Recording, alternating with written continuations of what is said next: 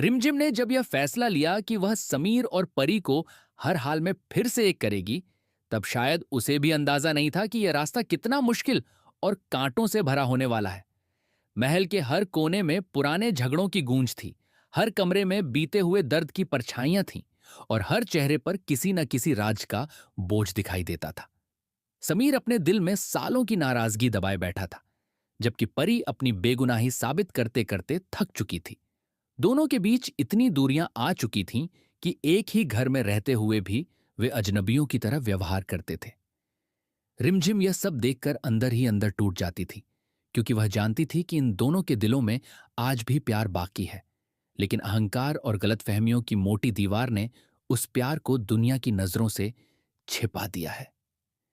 एक रात जब पूरा महल सो रहा था, तब रिमझिम छत पर अकेली बैठी आसमान की तरफ देख रही थी। उसके मन में सिर्फ एक ही बात चल रही थी कि आखिर कैसे इन दोनों को फिर से करीब लाया जाए।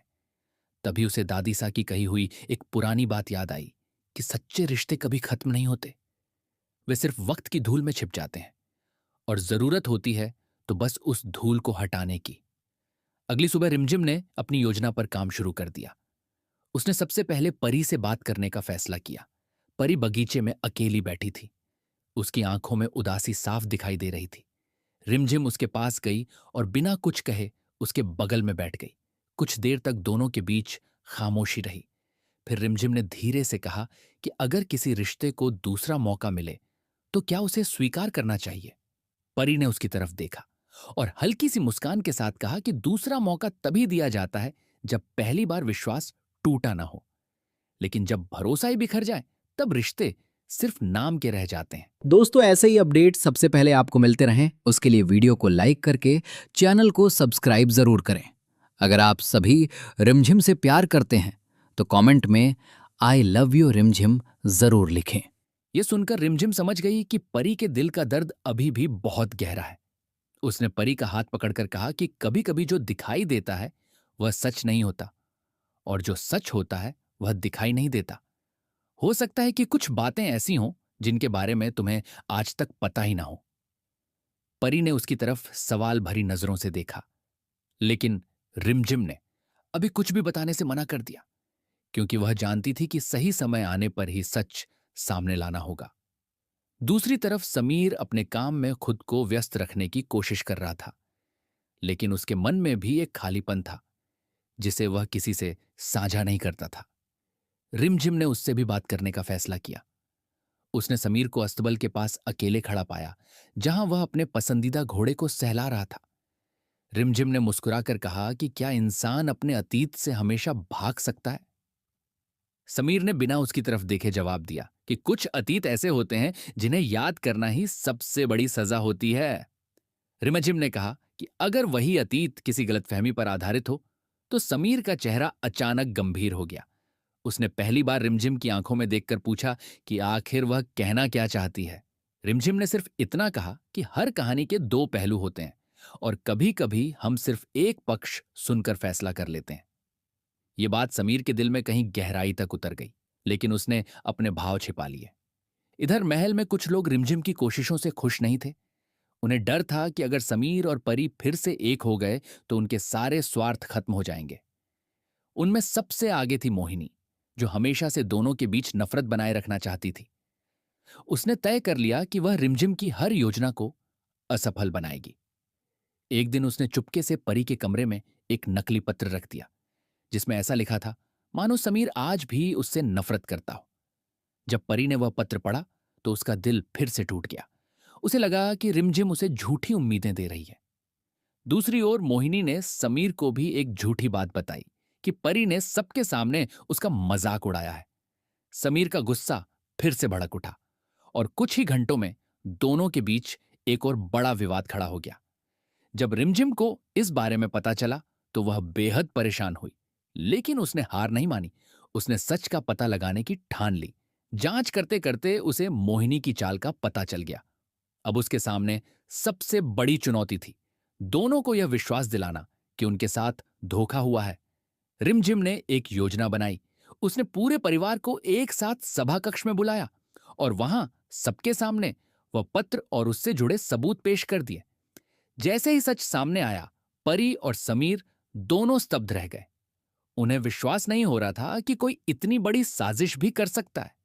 मोहिनी के चेहरे का रंग उड़ गया और उसके पास सफाई देने के लिए कोई शब्द नहीं बचे। पूरे परिवार ने उसकी कड़ी आलोचना की और पहली बार समीर तथा परी को महसूस हुआ कि शायद वे अब तक गलत लोगों की बातों में आकर एक दूसरे को दोष देते रहे। उस घटना के बाद दोनों के दिलों में जमी बर्फ थोड़ी पिघलने लगी। हालांकि अभी भी बहुत कुछ बाकी था। एक दिन अचानक महल में बिजली चली गई और तेज बारिश शुरू हो गई। उसी दौरान परी सीढ़ियों से फिसल गई, लेकिन गिरने से पहले समीर ने उसे पकड़ लिया। कुछ पल के लिए दोनों की नजरें मिलीं और समय जैसे थम गया। उन्हें अपने पुराने दिन याद आने लगे जब वे हर खुशी और हर दुख साथ बांटा करते थे। परी की आंखों में आंसू आ गए और समीर का दिल भी भर आया, लेकिन तभी किसी ने उन्हें आवाज दी और वह पल अधूरा रह गया। रिमझिम दूर खड़ी यह सब देख रही थी। उसके चेहरे पर संतोष की हल्की मुस्कान थी, क्योंकि उसे महसूस हो गया था कि दोनों के दिलों में अभी भी एक दूसरे के लिए जगह बाकी है। अब उसने अगला कदम उठाने का निश्चय किया। उसने परिवार के सभी लोगों के साथ मिलकर एक विशेष समारोह की योजना बनाई, जिसमें समीर और परी को उनकी पुरानी यादों से रूबरू कराया जाना था। समारोह वाले दिन महल को खूबसूरती से सजाया गया। दीवारों पर उनकी पुरानी तस्वीरें लगाई गईं और उन पलों को दोबारा जीवंत किया गया जब वे एक दूसरे के बिना अधूरे थे। जैसे जैसे तस्वीरें सामने आती गईं, दोनों की आंखें नम होती गईं। उन्हें एहसास होने लगा कि नफरत के पीछे कहीं ना कहीं उनका प्यार आज भी जिंदा है। लेकिन कहानी में एक और बड़ा मोड़ आना बाकी था। समारोह के दौरान एक बुजुर्ग व्यक्ति महल में पहुंचा, जिसने दावा किया कि उसके पास ऐसा सच है जो सब कुछ बदल सकता है। उसने बताया कि वर्षों पहले जिस घटना को लेकर समीर और परी के बीच सबसे बड़ी गलतफहमी पैदा हुई थी, उसके पीछे असली दोषी कोई और था। यह सुनकर पूरे परिवार में सनसनी फैल गई। उस व्यक्ति ने कई पुराने दस्तावेज और सबूत पेश किए, जिनसे साबित हो गया कि परी कभी दोषी थी ही नहीं, बल्कि उसे एक सुनियोजित साजिश का शिकार बनाया गया था। समीर के पैरों तले जमीन खिसक गई।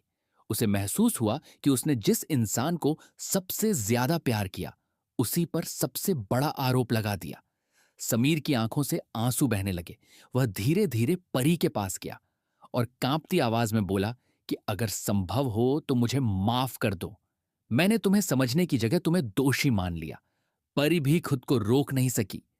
उसकी आंखों से भी आंसुओं की धारा बह निकली। उसने कहा कि दर्द मुझे भी बहुत हुआ था, लेकिन शायद किस्मत चाहती थी कि सच एक दिन सामने आए। दोनों एक दूसरे के सामने खड़े थे और पूरे परिवार की आंखें नम थीं। तभी रिमझिम ने आगे बढ़कर उनके हाथ एक साथ मिला दिए और कहा कि कुछ रिश्ते टूटने के लिए नहीं, बल्कि और मजबूत होकर लौटने के लिए बने होते हैं। उस क्षण महल तालियों की गूंज से भर उठा। दादी सा की आंखों में खुशी के आंसू थे। परिवार के बाकी सदस्य भी भावुक हो गए थे। रिमझिम का सपना पूरा होता दिखाई दे रहा था, लेकिन कहानी यहीं खत्म नहीं हुई, क्योंकि जिंदगी हमेशा नए इम्तिहान लेकर आती है। अब जब समीर और परी ने अपने रिश्ते को दूसरा मौका देने का फैसला कर लिया था, तब उनके सामने नई चुनौतियां भी खड़ी होने वाली थीं। कुछ दुश्मन अभी भी हार मानने को तैयार नहीं थे और वे फिर से दोनों के बीच दरार डालने की कोशिश करने वाले थे। लेकिन इस बार फर्क इतना था कि समीर और परी पहले जैसे नहीं रहे थे।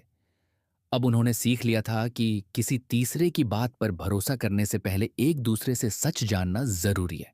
अब उनके रिश्ते की नींव विश्वास पर खड़ी थी और यही विश्वास उन्हें हर तूफान से बचाने वाला था। रिमझिम महल की बालकनी में खड़ी दूर आसमान को देख रही थी।